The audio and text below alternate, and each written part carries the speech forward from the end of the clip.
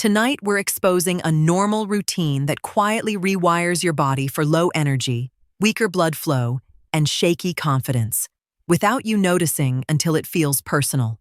It's not an effort problem. It's a rhythm problem. And the twist is this: the damage usually happens when you're trying to relax. Stay with me, because I'll break down the hidden chain reaction and the calm, practical reset that helps many men feel steadier again without hype or embarrassment. You know that moment when the day finally ends and you tell yourself, "I deserve to switch off." You're not wrong. After years of responsibility, your nervous system wants a landing. But here's the uncomfortable part. The way most men land at night trains the body to tighten blood vessels, disturb deep sleep, and wake up with a drained battery. Not because you're doing something shameful, because modern life teaches you a wired-to-collapsed pattern that your body tolerated earlier but starts to punish later. Let's make this real. You push through the afternoon with caffeine or constant stimulation.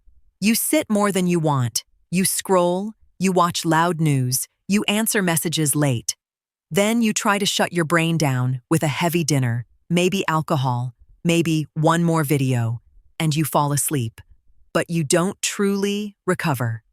In the morning, you're up, yet not restored. And if you're honest, that same not restored feeling shows up in energy, mood, and intimate confidence. Why do these things cluster together? Why does a tired morning often come with a quieter desire and less reliable response? Is it really just age? Or is your body giving you a pattern? Here's the part most men never hear explained cleanly. Blood flow isn't only a heart issue. It's a vessel behavior issue. Blood vessels are living tissue. They expand when the nervous system feels safe, when sleep is deep, when inflammation is lower, and when blood sugar is stable.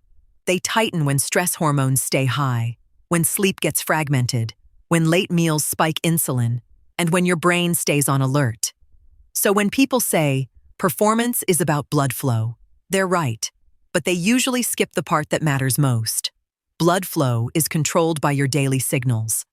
And the loudest signals later in life are often the ones you send at night. Now here's the open loop I promised. There's one daily mistake that looks like relaxation, but acts like a slow poison for recovery. I'll name it in a moment. First, I want you to notice something. Think back to a time you slept deeply, maybe after a calm evening, light dinner, and a simple day.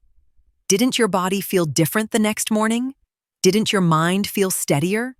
Didn't your body feel more responsive, almost like it remembered how to cooperate? That's not nostalgia. That's physiology. Deep sleep is when your vessels repair their lining, your nervous system downshifts, and your hormone signals reset. So if deep sleep gets disrupted repeatedly, what happens? The vessels become less flexible. The nervous system becomes more reactive. The body becomes ready instead of rested. And a ready body doesn't do calm, steady response very well. Here's the mistake: the late-day stimulation and late-day shutdown cycle. It's the habit of revving your system when you're exhausted, and then trying to knock it out when you're wired. It's using caffeine late because you feel flat, then needing alcohol, heavy food, or endless scrolling to feel sleepy. It's living in a nervous system sprint, then expecting a gentle, responsive body on demand. Does that land?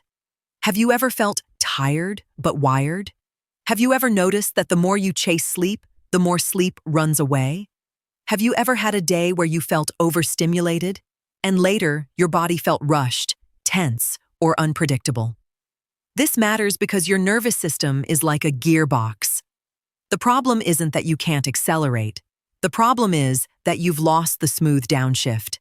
And the downshift is what protects blood flow, sleep depth, and intimate confidence. Let me give you a simple metaphor. Imagine your circulation is a premium hose, not a rigid pipe. When the hose is flexible, it delivers water smoothly with the right pressure. When the hose is stiff, flow becomes uneven. You can still get water, but the control is gone. Your nightly routine decides whether your hose stays flexible or gets stiff. So what, specifically, is happening in that wired-to-collapse pattern? First, stress chemistry stays high at night. If you're watching intense content, arguing, working late, scrolling fast, or relying on late caffeine, your cortisol and adrenaline stay elevated. Elevated cortisol tightens vessels. Tight vessels don't repair well. And tight vessels don't respond well the next day. Second, late meals and sugar spikes create vascular stress. If your main meal is late, heavy, and carb-heavy, especially refined carbs, your body is digesting and managing glucose when it should be repairing. That metabolic load increases inflammation signals, and inflammation makes vessel lining less smooth. Smooth lining is everything for responsiveness.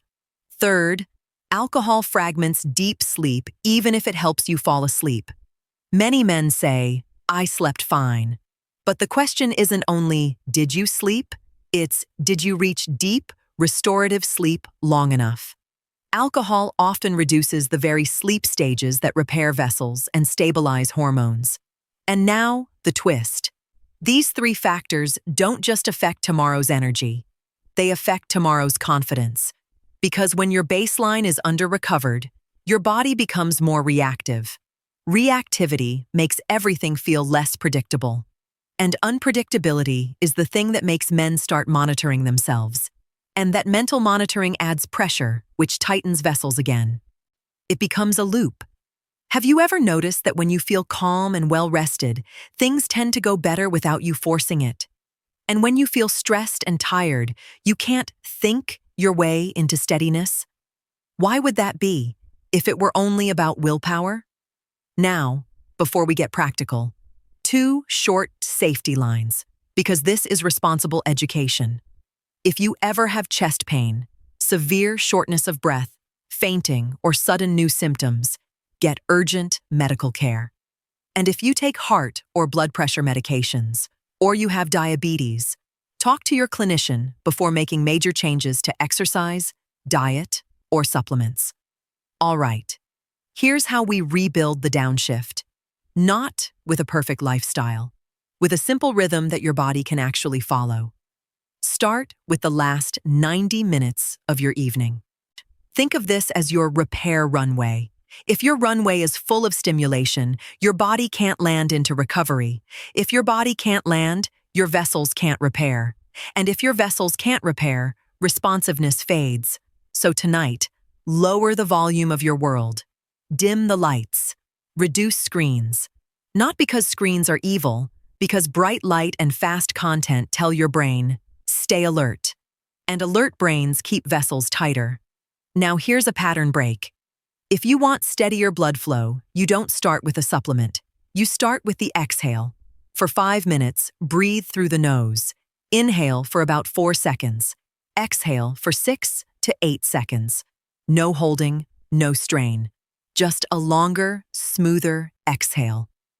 Why does this matter? Longer exhales activate the parasympathetic nervous system, the calm system. The calm system relaxes vessels and lowers stress hormones. In other words, it flips the internal switch from ready to repair. Ask yourself, when was the last time you told your body, "We're safe," in a language it actually understands? Next, move dinner earlier and lighter when possible. You don't need to become a monk. But if you finish the main meal 2 to 3 hours before sleep, your body gets a clear window to repair. If you have to eat later, keep it simple. Protein, vegetables, healthy fats, less sugar, less refined starch. This isn't a moral rule, it's an engineering rule. Then, add a calm walk after dinner. 10 to 15 minutes. No sweating, no competition. This single habit improves blood sugar handling and gently supports circulation. It's like smoothing the road before the night's repair crew arrives. Now, let's talk about caffeine, the beloved tool that quietly steals tomorrow. If you're relying on caffeine late afternoon because you feel flat, that's often not a personality flaw. That's recovery debt. Try moving your last caffeine earlier by even 1 or 2 hours. Pair it with food. hydrate. Then do the 5-minute exhale reset later. You're not removing your comfort. You're changing your signal. Hydration matters too, especially if you're limiting fluids to avoid night trips to the bathroom. Dehydration makes blood more concentrated, which can make circulation less efficient. Instead of cutting fluids at night completely, front-load more hydration earlier in the day and taper gently in the evening. Isn't it interesting how one bathroom concern can reshape the whole system? Now, we connect the body to movement. You don't need extreme workouts. In fact, intense training too late can keep stress hormones high. What helps most men is consistent, moderate movement, especially legs and hips. Legs are huge muscles that help regulate blood sugar and circulation. Chair stands, gentle squats to a safe depth, step-ups, walking with purpose, done regularly. Tell the body to keep vessels responsive. Here's a surprising truth.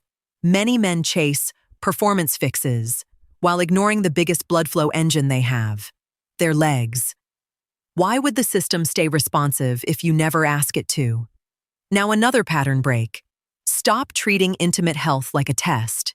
Treat it like a dashboard light. Not shame, not panic. Information.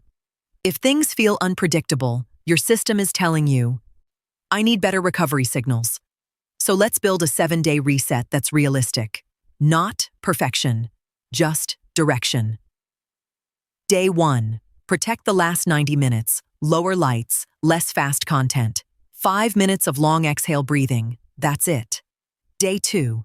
Keep the same and shift dinner a little earlier or lighter. Add a 10-minute post-dinner walk. Day 3. Keep the same and move your last caffeine earlier. Notice your evening feels less wired. Day 4. Add light leg activation. 10 minutes. Chair stands, slow step-ups, gentle squats. Comfortable, controlled. Stop before pain. You're sending a signal, not proving something. Day 5. Audit the hidden sedatives that fragment sleep. Late alcohol, heavy late meals, scrolling in bed. Choose one to reduce. Just one. Day 6. Repeat. Consistency is the medicine here. And day 7. Take a quiet inventory. Is your sleep deeper? Is your morning energy steadier? Do you feel less reactive? Even a small change matters because it means the repair cycle is returning. And here's the twist climax connection. When your baseline nervous system becomes calmer, blood vessels become more responsive.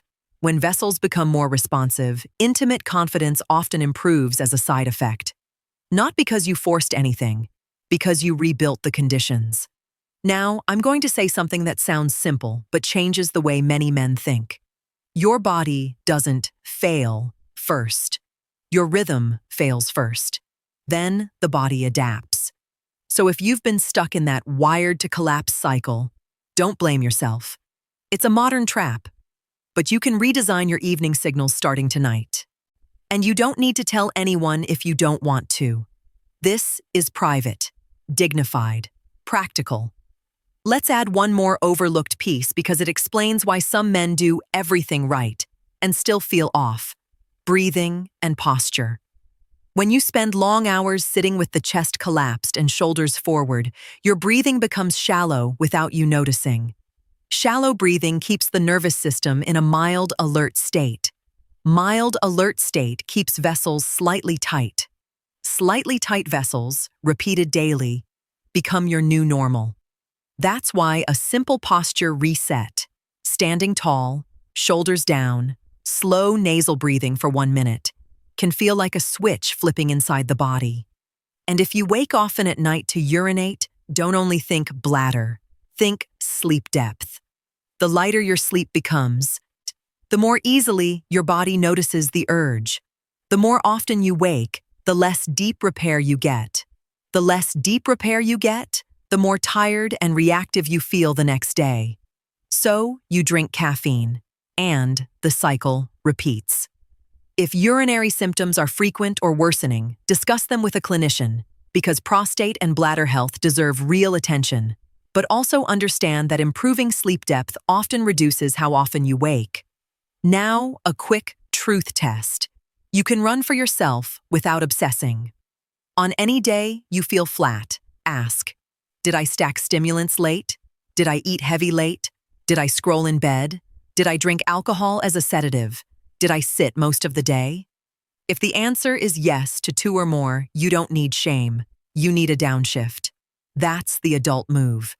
And if you're thinking, but I need something stronger, here's the honest answer.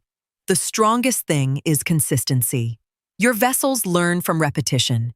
Your nervous system learns from repetition. Your sleep learns from repetition. One perfect night won't change your baseline, but 7 calmer nights can. So give yourself permission to build a boring, powerful routine. Protect that repair runway. Because when recovery becomes reliable, your body stops feeling like a stranger. And when your body stops feeling like a stranger, confidence comes back in the simplest way possible. You stop doubting every moment. If you want one micro habit you can do anywhere, do this. Drop your shoulders, soften your jaw, and take 3 slow nasal exhales, longer than the inhale. It takes 20 seconds, but it interrupts urgency. And urgency is the enemy of repair. So tonight, do the small things. Lower stimulation, lengthen the exhale, walk a little, eat a bit earlier, sleep like repair matters. Give it a week, then 2. Watch what changes first.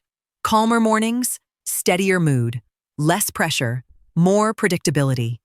And remember, improvement often shows up first as calm, better sleep depth, steadier morning energy, less pressure in your mind, before it shows up in performance. Calm is the signal that the system is repairing.